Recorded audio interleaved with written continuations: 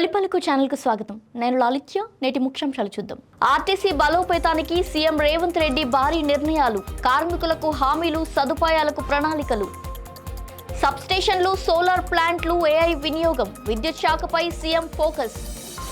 రంగారెడ్డి జిల్లా నేతలతో కేటీఆర్ కీలక సమావేశం, పార్టీ బలోపేతంపై దిశానిర్దేశం. కమర్షియల్ గ్యాస్ ధర పెంపుతో ప్రజలపై భారం మోపారని ఉత్తమ్ కుమార్ రెడ్డి ఆగ్రహం. కాశీ విశ్వనాథ ఆలయంలో యాప్ ఆధారిత దర్శన వ్యవస్థ ప్రారంభం. నీట్ పేరుతో మోసాలు, తల్లిదండ్రులు అప్రమత్తంగా ఉండాలని హెచ్చరించిన సజ్జనార్. శంషాబాద్ ఓఆర్ఆర్ విషాదం, మృతులకు కేటీఆర్ నివాళి, కుటుంబాలకు భరోసా. రోడ్డు ప్రమాదాలపై కఠిన చర్యలు, ప్రమాద స్థలాల్లో హెచ్చరిక డిస్ప్లేలు ఏర్పాటు చేయాలి, మంత్రి పొన్నం.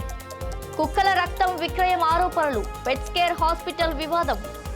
సొంత కార్యకర్త అయినా సరే ప్రశ్నిస్తే అరెస్టులు తప్పవు, కార్యకర్త అరెస్టుపై ఎమ్మెల్యే శ్రావణి. రైతు మరణం కేవలం వార్త కాదు, ప్రభుత్వాలకు అమ్మతనం లేదు, పరిపాలనపై కవిత తీవ్ర విమర్శలు. దుబ్బాక ప్రజాపాలన సభలో ఉద్రిక్తత, ఎమ్మెల్యేల నిరసనతో కలకలం. బర్గి జలాశయంలో పడవ విషాదం, 9 మంది మృతి, మానవ తప్పిదాలపై తీవ్ర విమర్శలు.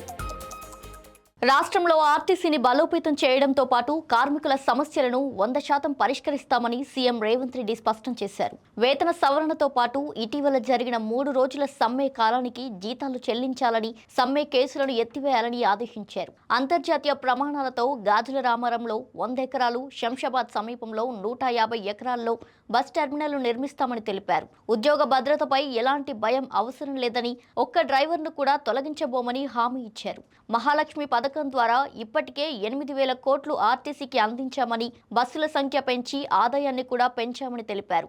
డీజిల్ ఖర్చు తగ్గించేందుకు 1000 ఎలక్ట్రిక్ బస్సులు, మినీ బస్సులు ప్రవేశపెడుతున్నామని వెల్లడించారు.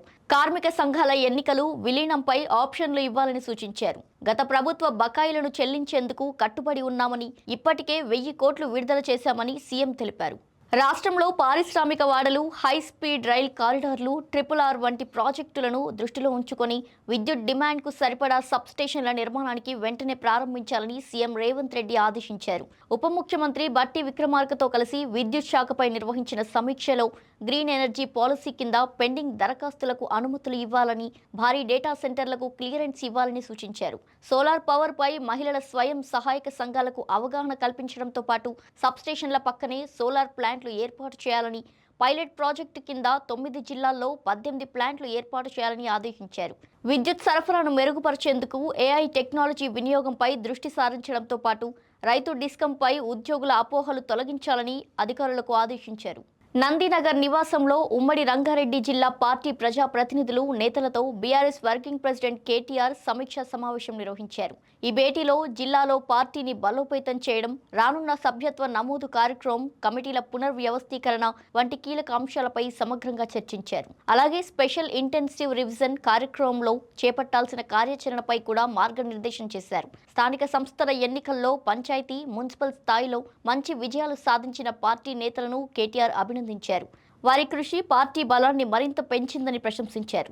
అలాగే రాష్ట్రంలో కాంగ్రెస్ ప్రభుత్వ వైఫల్యాలను ప్రజల్లోకి తీసుకెళ్లాలని సూచిస్తూ ప్రజా సమస్యలపై మరింత బలంగా పోరాటం చేయాలని నేతలకు దిశానిర్దేశం చేశారు. రానున్న కార్పొరేషన్ ఎన్నికలకు ఇప్పటి నుంచే సమాయత్తం కావాలని కేటీఆర్ పిలుపునిచ్చారు. కేంద్ర ప్రభుత్వం కమర్షియల్ గ్యాస్ ధర పెంచడంపై రాష్ట్ర నీటిపారుదల, పౌర సరఫరాల శాఖ మంత్రి ఉత్తమ్ కుమార్ రెడ్డి తీవ్రంగా స్పందించారు. 19 కేజీల కమర్షియల్ గ్యాస్ సిలిండర్ ధరను సుమారు 1000 రూపాయల వరకు పెంచడం సామాన్యులపై పెద్ద భారంగా మారుతుందని ఆయన విమర్శించారు. ఒక్కసారిగా 30 నుండి 35% పెంపు కారణంగా హోటళ్లు, కేఫ్లు, రెస్టారెంట్లు, చిన్న వీధి వ్యాపారులు తీవ్రంగా ప్రభావితమవుతారని ఆవేదన వ్యక్తం చేశారు. పశ్చిమ బెంగాల్ ఎన్నికలు ముగిసిన వెంటనే ఈ నిర్ణయం తీసుకోవడం ప్రజలను మోసం చేసే చర్యగా ఉందని ఆయన దుయ్యబట్టారు. ఈ ధరల పెంపుతో 19 కేజీల గ్యాస్ ధర 3,000 రూపాయలకు మించి చేరిందని తెలిపారు. ఈ నిర్ణయం సామాన్యుల జీవన ప్రమాణాలపై తీవ్రమైన ప్రభావం చూపుతుందని హెచ్చరించిన మంత్రి కేంద్ర ప్రభుత్వం వెంటనే ఈ పెంపును ఉపసంహరించుకోవాలని డిమాండ్ చేశారు.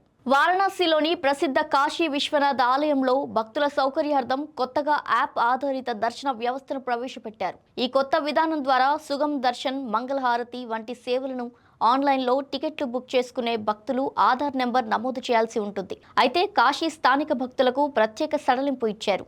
వారికి ఉదయం 4 గంటల నుండి 5 గంటల మధ్య ప్రత్యేక దర్శన సమయం కేటాయించబడింది. వారు టికెట్ లేకుండా కేవలం స్థానిక గుర్తింపు కార్డు చూపించి దర్శనం చేసుకోవచ్చు. దేశవ్యాప్తంగా ఉచిత దర్శనానికి వచ్చే భక్తులకు కూడా ఎలాంటి ఐడి అవసరం లేదు. వారు నేరుగా ఆలయంలోకి ప్రవేశించి దర్శనం చేసుకుని వెళ్లవచ్చని ఆలయ ట్రస్ట్ తెలిపింది. ఈ కొత్త వ్యవస్థతో భక్తుల రద్దీ నియంత్రణతో పాటు దర్శన ప్రక్రియ మరింత సులభతరం అవుతుందని అధికారులు పేర్కొన్నారు.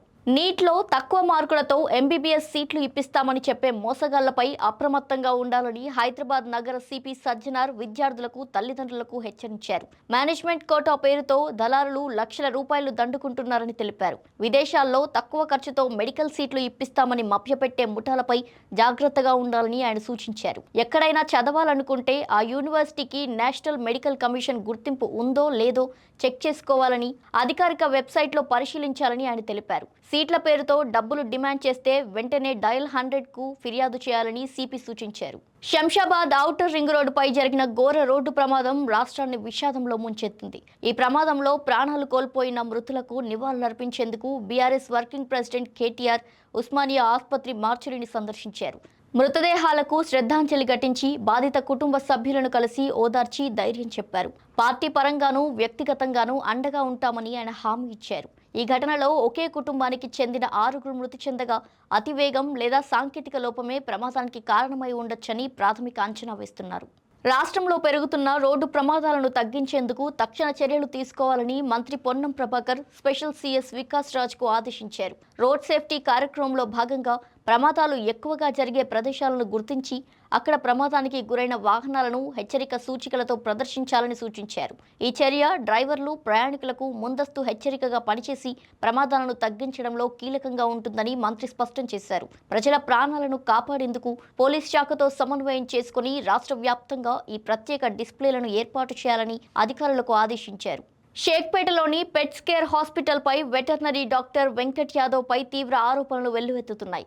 రాత్రివేళ వీధి కుక్కలకు మత్తు ఇంజెక్షన్లు ఇచ్చి రక్తం సేకరించి ఒక్కో ప్యాకెట్ను 18,000 నుంచి 30,000 రూపాయలకు విక్రయిస్తున్నారన్న ఆరోపణలు ఉన్నాయి. పెంపుడు కుక్కలకు రక్తహీనత ఉందని చెప్పి అదే రక్తాన్ని ఎక్కిస్తున్నారన్న ఆరోపణలు కూడా ఉన్నాయి. ఈ వ్యవహారంపై జంతు హక్కుల కార్యకర్త మేనకా గాంధీ ఫిర్యాదు చేయగా నటి రేణు దేశాయ్ తీవ్రంగా ఖండించారు. అయితే ఈ ఆరోపణలను వెంకట్ యాదవ్ పూర్తిగా తిరస్కరిస్తూ కుక్కల రక్తంతో వ్యాపారం జరగదని, తనపై కావాలనే కుట్ర చేసి ఫోటోలు లీక్ చేశారని, ఆసుపత్రిలోని కొంతమంది డాక్టర్లే ఇందులో భాగమై ఉండొచ్చని ఆరోపించారు. సింగనమల నియోజకవర్గంలోని కనంపల్లి గ్రామంలో ఉద్రిక్త పరిస్థితులు నెలకొన్నాయి. తమ సమస్యలను తెలియజేయడానికి వచ్చిన కుటుంబంపై ఎమ్మెల్యే బండారు శ్రావణి ఆగ్రహం వ్యక్తం చేశారు. ఈ సందర్భంగా ఆమెను ప్రశ్నించిన సొంత పార్టీ కార్యకర్తను కూడా ఉపేక్షించకుండా పోలీసులతో అరెస్ట్ చేయించడం వివాదాస్పదంగా మారింది. పోలీసులు ఆ కార్యకర్తను ఈడ్చుకెళ్లిన ఘటన స్థానికంగా కలకలం రేపింది. ప్రజల సమస్యలు వినాల్సిన ప్రజా ప్రతినిధి ఈ విధంగా ప్రవర్తించడం పట్ల తీవ్ర విమర్శలు వెల్లువెత్తుతున్నాయి. ప్రస్తుత ప్రభుత్వాలకు మదర్లీ టచ్ లేకపోవడం వల్లే పరిపాలన సరిగ్గా సాగడం లేదని కవిత విమర్శించారు. జాగృతి జనబాటలో కలిసిన ఓ రైతు మరుసటి రోజే గుండెపోటుతో మరణించడం తనను కలిచివేసిందని తెలిపారు. 140 కోట్ల జనాభా ఉన్న దేశంలో రైతు మరణం కూడా చిన్న వార్తగా మిగలడం దురదృష్టకరమన్నారు.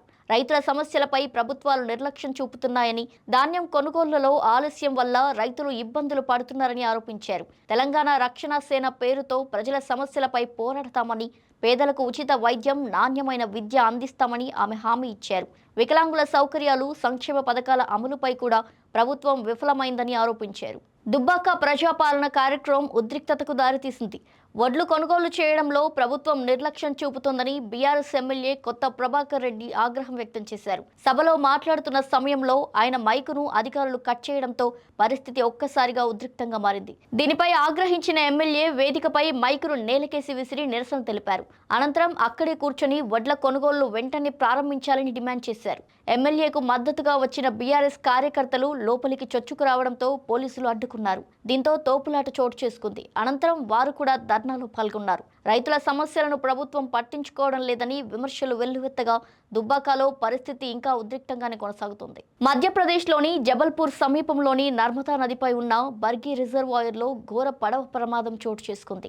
ఈ దుర్ఘటనలో ఇప్పటి వరకు 9 మంది మృతి చెందగా 28 మందిని సురక్షితంగా రక్షించారు. 40 మందికి పైగా ప్రయాణికులతో వెళ్తున్న క్రూయిజ్ బోటు అకస్మాత్తుగా వచ్చిన బలమైన గాలులు, భారీ అలల వల్ల అదుపు తప్పింది. మృతుల్లో ఒక చిన్న బాలుడు కూడా ఉండడం తీవ్ర విషాదాన్ని నింపింది. రక్షణ చర్యల సమయంలో ఒక తల్లి తన బిడ్డను గట్టిగా హత్తుకొని ప్రాణాలు కోల్పోయిన దృశ్యం అక్కడున్న వారందరినీ కదిలించింది. వాతావరణ హెచ్చరికలు ఉన్నప్పటికీ బోటును అనుమతించడం, ప్రయాణికులకు ముందుగా లైఫ్ జాకెట్లు ఇవ్వకపోవడం వంటి నిర్లక్ష్యం కారణంగా ఆరోపణలు వినిపిస్తున్నాయి. అలాగే సహాయక బృందాలు ఆలస్యంగా చేరుకోవడం కూడా మరణాల సంఖ్య పెరగడానికి కారణమైంది. రాష్ట్ర ముఖ్యమంత్రి మోహన్ యాదవ్ బాధ్యులపై చర్యలు తీసుకుంటూ సంబంధిత అధికారులను సస్పెండ్ చేశారు. రాష్ట్ర వ్యాప్తంగా వాటర్ స్పోర్ట్స్, మోటార్ బోట్ సేవలను తాత్కాలికంగా నిలిపివేయాలని ఆయన ఆదేశించారు. ఇవి వాల్టి బులెటిన్ డీటెయిల్స్. మరో బులెటిన్తో మళ్ళీ కలుద్దాం. చూస్తూనే ఉండండి తొలి పలుకు న్యూస్.